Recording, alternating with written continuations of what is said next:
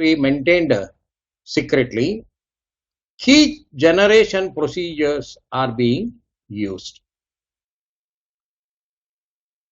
We had seen that RSA named for its inventors Rivest, Shamir and Edelman.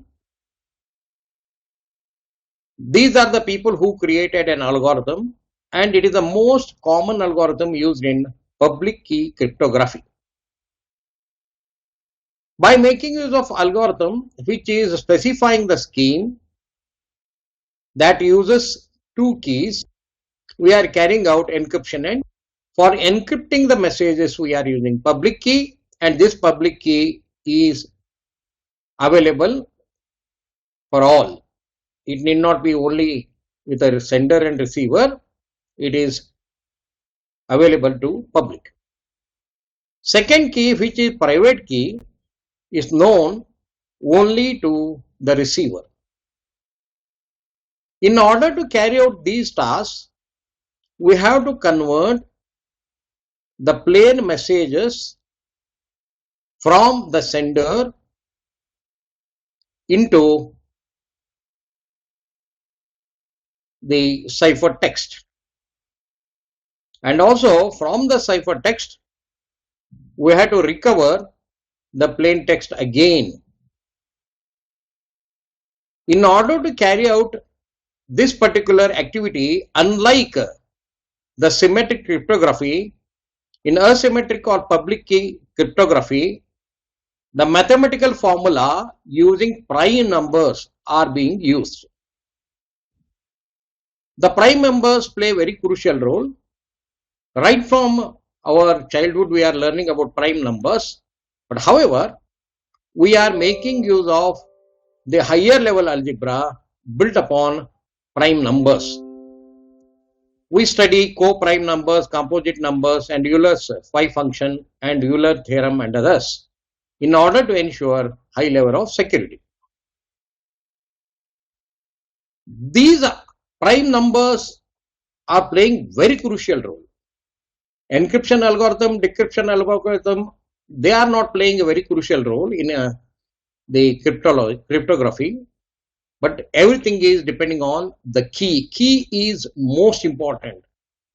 So in symmetric cryptography, we are playing around with a single key which has been shared between sender and receiver. However, in public key cryptography or asymmetric cryptography, which is using RSA and RSA derived other algorithms, we are making use of prime numbers as the basis. Why prime numbers are being used? Because they are providing higher level of the security because of the complex nature and unique features it is having.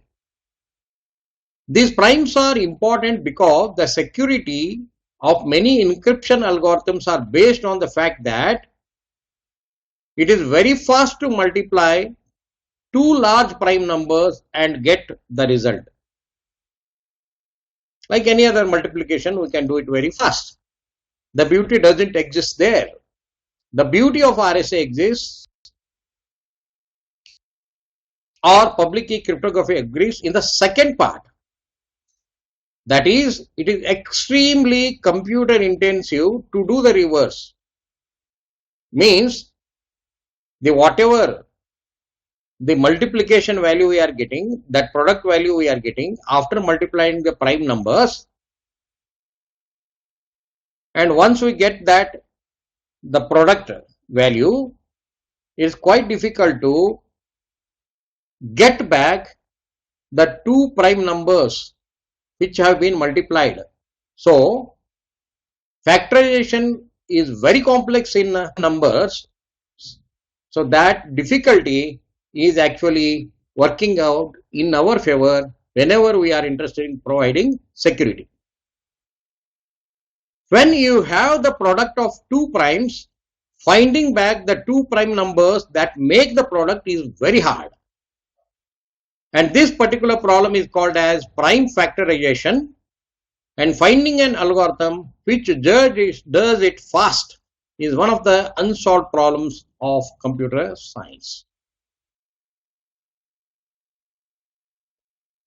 So RSA algorithm, in order to play around with this to provide security, that is encryption, decryption, and public key generation and the private key generation, we have to carry out three types of operations. One is the public key. Already I have mentioned there is a common function f using a public key k is being used, and plain text on that one the encryption has been carried out, and we are going to get the ciphertext, and which passes to insecure channel and reaches the decryption side, that is send receiver side, and then by making use of private key we are going to convert the ciphertext into plain text and make the sense out of it. However, what is this nature of f, k, public and plain text? What are the characteristics? What are the type of operation we are going to do it in this encryption? In the same way, how we are going to carry out the reverse to recover the original plain text, that is ciphertext to plain text, and get it back by making use of the function g, which uses k private and the ciphertext which arrives. And what is the nature of this function g? Is it simple like substitution or transposition, or is it using some polynomial equation or exponential functionality? That makes the difference. So what are we going to use there? That we shall see it here. The entire RSA, it is making use of complexity of operations. The operations which RSA is using in key generation, encryption and decryption, they are very complex in nature. If you look at it here, if you want to arrive at the ciphertext, first there will be a plain text. Plain text has been split into blocks M1, M2, M3, M4 up to Mi, and then we are supplying these blocks as the input to encryption. To convert the particular block into ciphertext CI, we make use of the functionality. If you look at here, to convert this, we are making use of, for the message, for the block of the message Mi, we are making use of the encryption algorithm and mod n. After that, it is getting transmitted. To recover original the block Mi, we are carrying out the ciphertext I raised to decryption and mod n operation we carry out. In between, if somebody is trying out to hack it, they may be using the different types of methods. Because of the complexities of prime numbers that are being used in encryption and decryption, recovery is not so easy. It is of exponential complexity. Now in RSA procedure, how we carry out this activity? RSA uses modular exponentiation for encryption and decryption. To attack it, the Eve or the hacker needs to calculate the square root of CI in encryption algorithm and mod n. Now if you look at it, when you carry out the encryption on the input message block MI. By making use of the encryption, we are going to get the set of remainders Zn, and we are having the addition and multiplication operations. Then after that, when we get this information the other side, that is receiver side, we take this particular set Zn and multiplication and summation operations are part of it, and then we apply the decryption algorithm on the ciphertext CI that has come, and we perform mod n on that to get MI. Here the decryption key which is required, which is a private key, to create it we may make use of two prime numbers P and Q.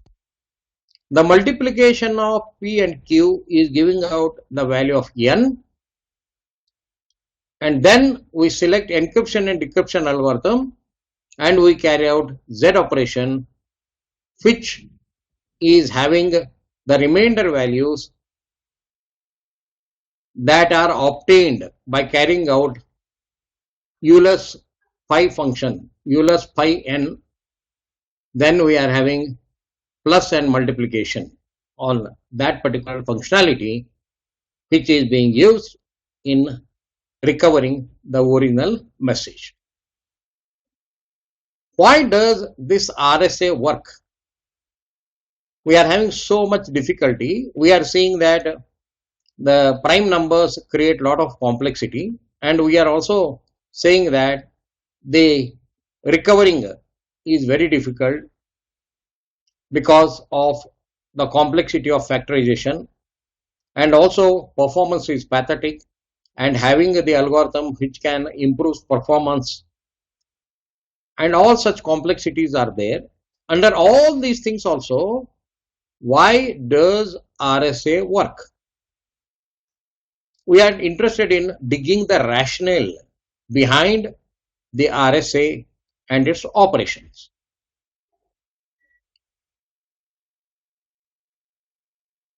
Here we want to show that RSA works by showing that reason 1, for any plain text block there is a corresponding unique cipher text block.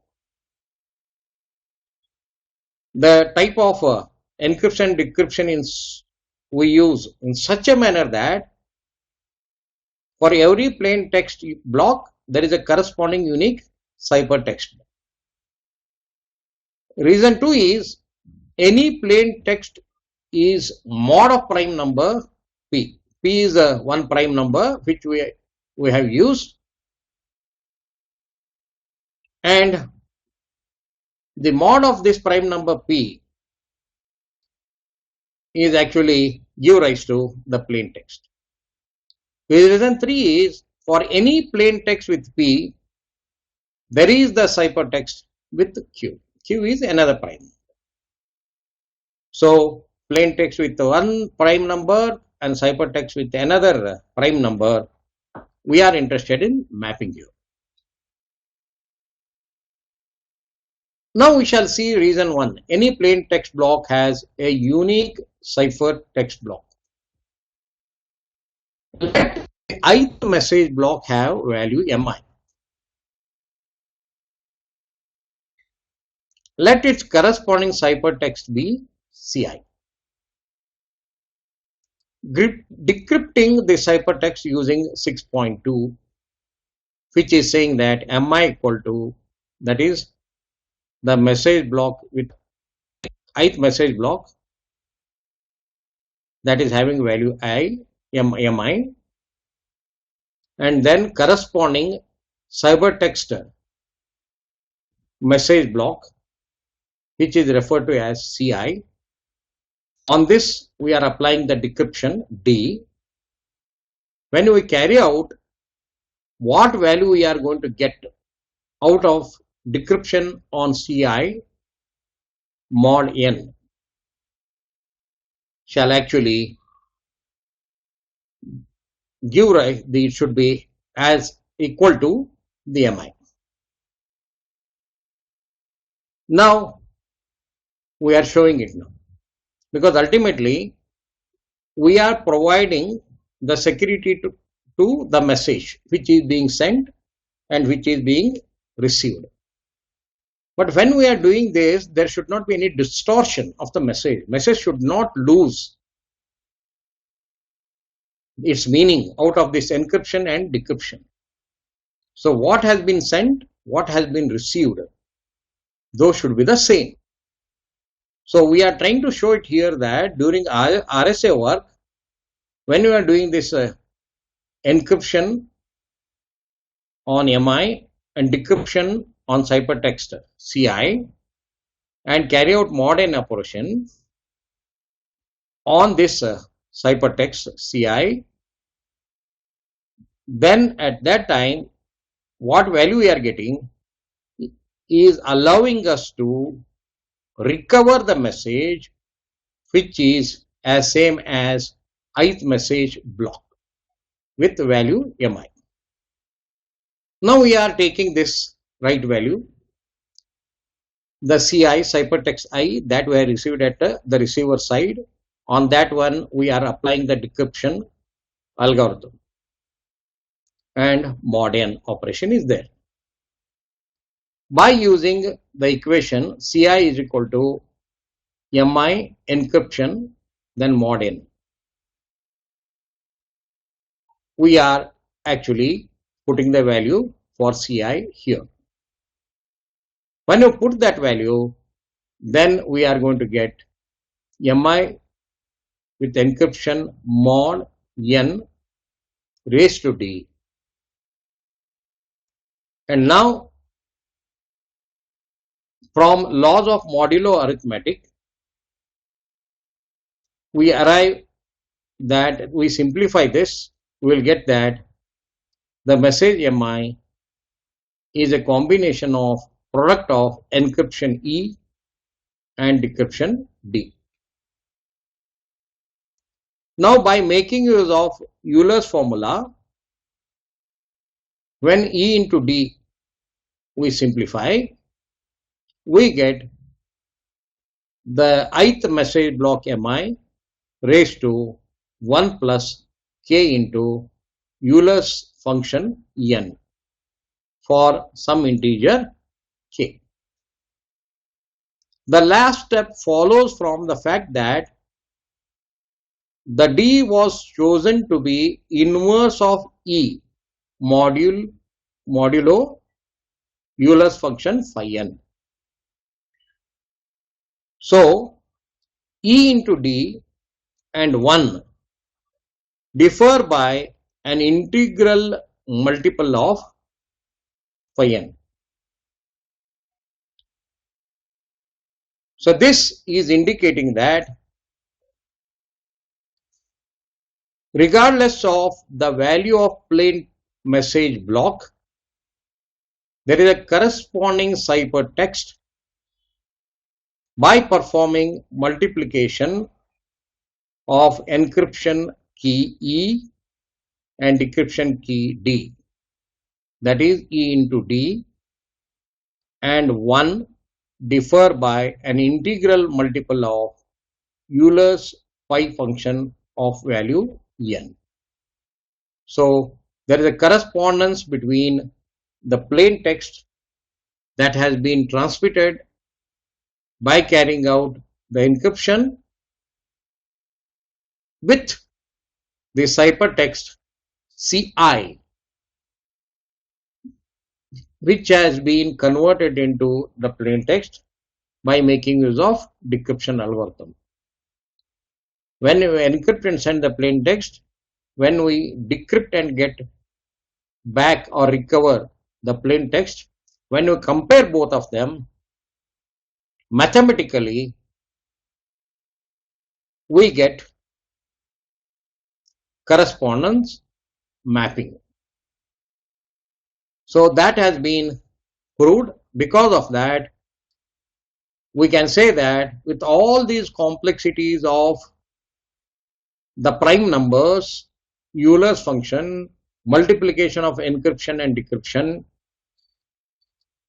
the integrity of the message that has been encrypted and sent, and the message which has been recovered by using of decryption algorithm actually mapped. This is the reason one. Second one is the RSA, it works because any plain text is mod of prime number. To understand this, we require Fermat's little theorem. It plays very important role in number theory and cryptography. Before we try to make the meaning out of the reason 2, first we shall see what is Fermat's little theorem.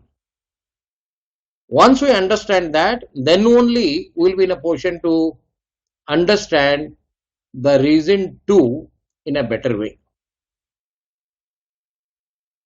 So what this Fermat's little theorem is all about? The Fermat's little theorem plays very important role in number theory and cryptography. It has two versions. The first version says that if P is a prime number and A is an integer such that P does not divide A, the prime number and one integer number we are getting,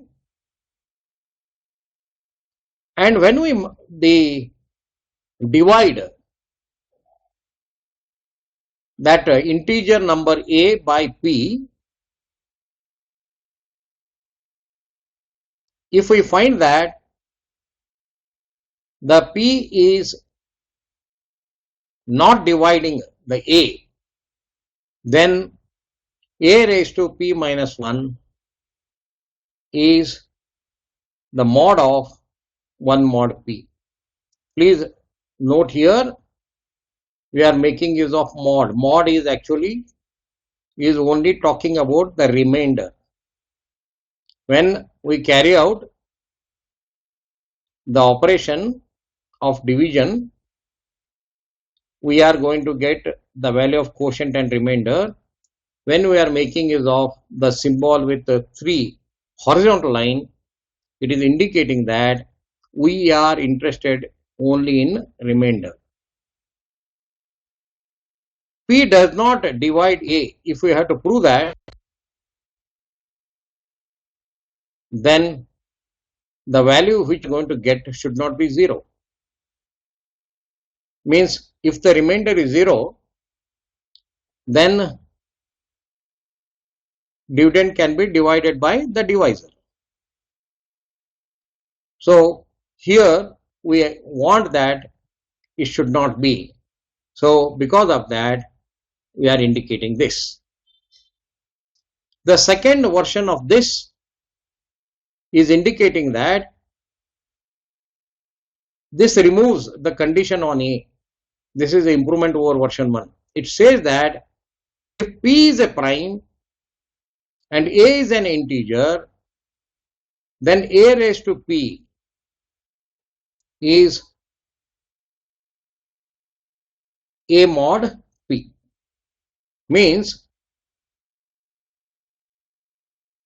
whenever we carry out the division on A and what remainder we are going to get, when you compare with A raised to P, that remainder,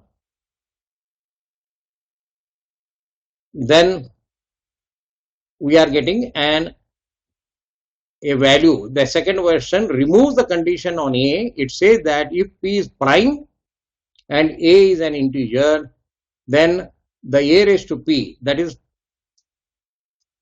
A integer value, P is a prime value, A raised to P this is actually whenever we carry out the division operation on A by P, what value will be remaining? Remainder as a remainder. So that is equal to AP.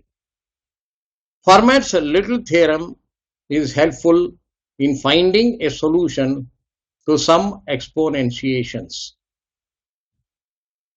So this particular thing we are going to use in proving the reason 2. Any plain text is mod of prime number P.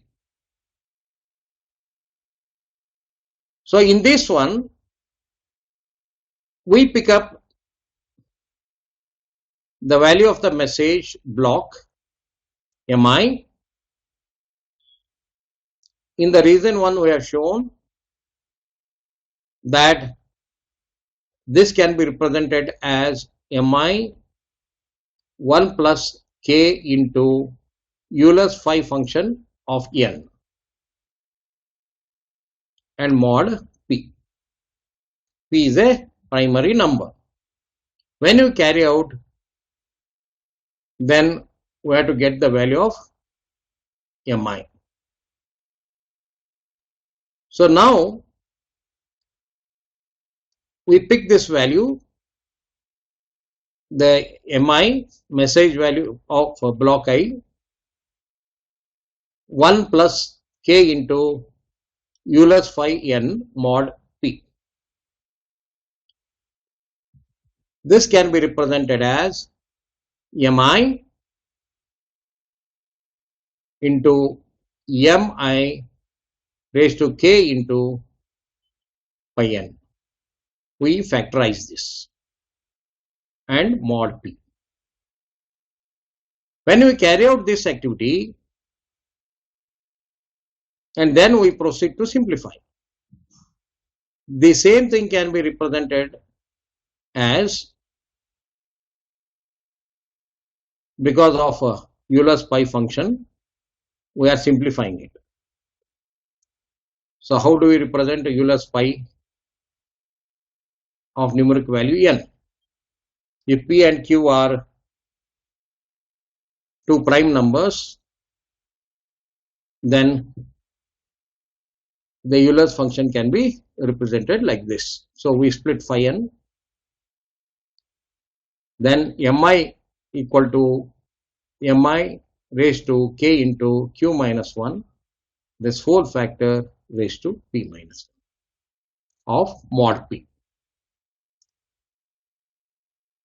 Now we shall consider two important aspects here. Suppose GCD of Mi comma P equal to 1, that is the message block I comma prime. The GCD of both these number is 1, then GCD of Mi raised to k into q minus 1 comma p equal to 1. This is from Little's theorem. Then we simplify this. Mi raised to k into q minus 1, then whole bracket raised to p minus 1 mod p equal to 1. So Mi raised to 1 plus k into Euler's phi function n mod p is equal to Mi mod p. We shall now look at the second option.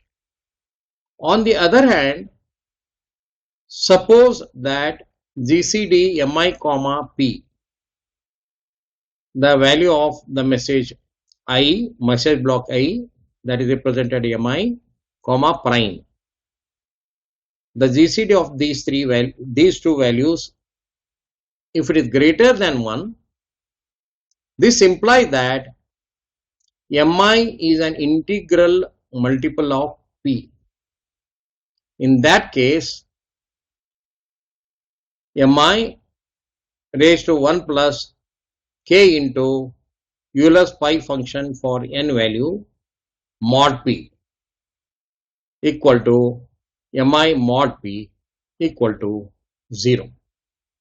We conclude that regardless of the value of the message mi raised to 1 plus k into Euler's pi function on value n mod p is equal to mi mod p. Means there is a correspondence between the plain text and prime number p by making use of mod operation. What is the conclusion? Any plain text is an integral multiple of some prime number. Now we shall proceed to reason 3. For any plain text p, there is the ciphertext with q. As we have done in the earlier stage, in the similar manner, we can show that regardless of the value of the message mi, because mi is the plain text, there can be m1, m2, m3 like that. The overall plain text we are going to split into blocks, and each block has been referred as m1 or m2, m3 like that. Now, what message we are going to pick up, and if we work out a value for each one of them, what is the value of m1, what is the value of m2, like that. So when we actually obtain the value of any of these messages, regardless of what is the value of the block message that we are arriving at, we can show that mi raised to 1 plus k into Euler's phi n. Please remember the 1 plus k into Euler's pi n. On that one, we are carrying out mod q. So when we do that, then we are going to get the value which is equal to mi into mod q. We simplify it by using the way in which we had done earlier. From equation 6.3, this mi raised to 1 plus k into the Euler's phi n is represented as m1 plus c1p for some integer c1. So mi is the value of the message block, c1 is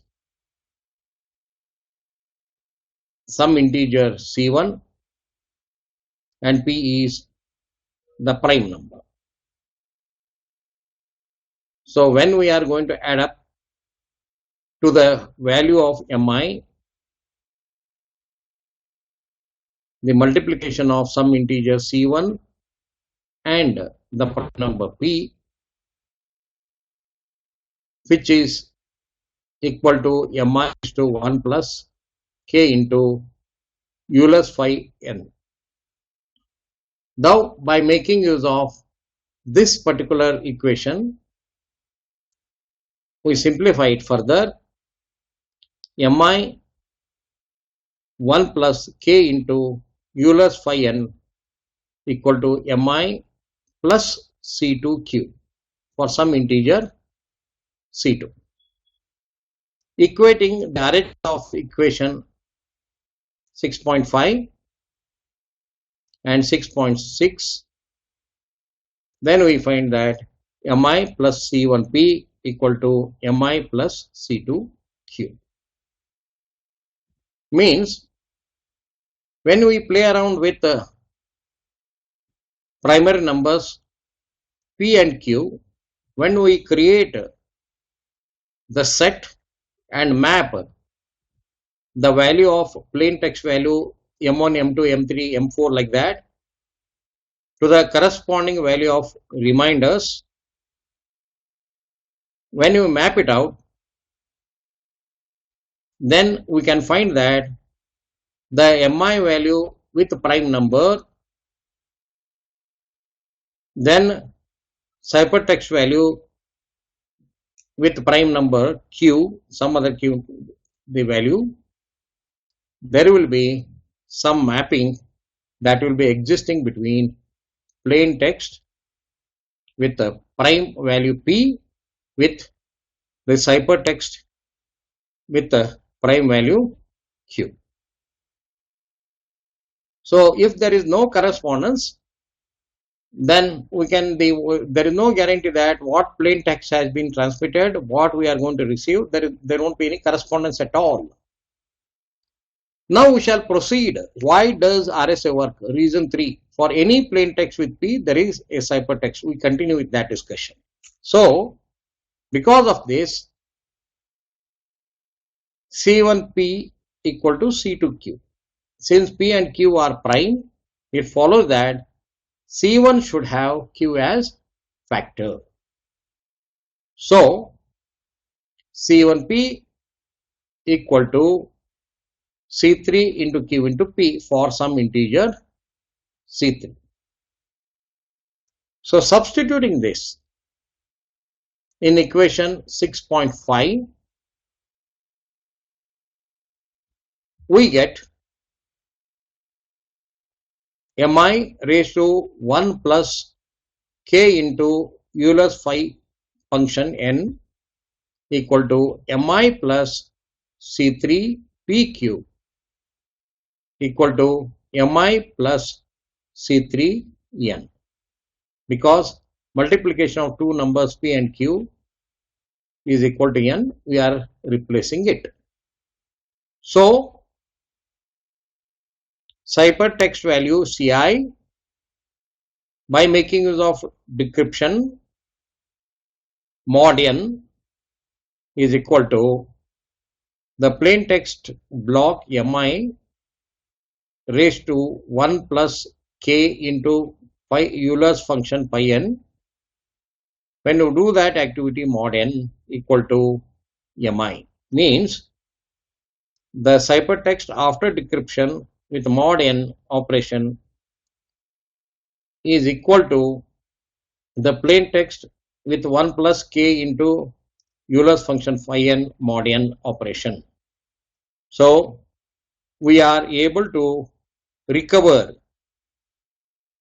the plain text from the ciphertext even when the prime numbers and corresponding multiplication is taking place, and we make use of the characteristics of algebra and other related properties to carry out this activity.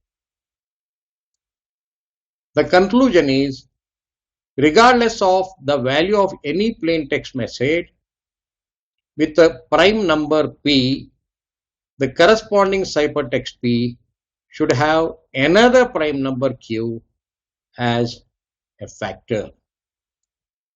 Because when we are interested in mapping the plain text with prime number, from that when we create one set, ciphertext with the prime number q, we create another set.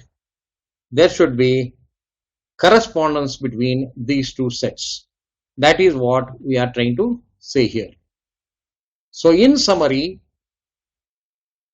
why this complicated process of RSA, which is involving two keys, one is public key, second one is private or secret key, and which are involving very complicated activities related to the prime numbers and encryption and decryption activities, should work. If we have to show it, then the whatever operations we are carrying out by making use of primary number P and primary number Q in encryption and decryption on the plain text and create the ciphertext, and from the ciphertext by making use of decryption algorithm, when we recover the ciphertext from ciphertext to plain text, when we recover it, then there shall be correspondence.